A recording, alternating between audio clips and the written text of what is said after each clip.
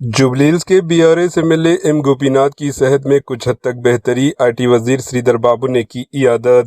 तेलंगाना के आईटी वजीर श्रीधर बाबू ने दिल का दौरा पड़ने के बाद गच्चीबोली में वाक़े एआईजी अस्पताल में ज़ेर इलाज जुबलीहिल्स के बीआरएस एमएलए एम गोपीनाथ की इयादत की।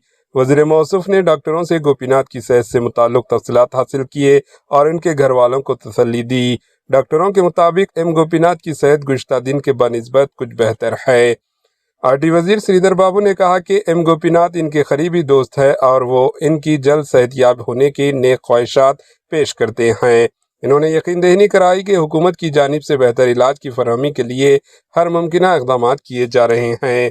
Bureau report, AHN news.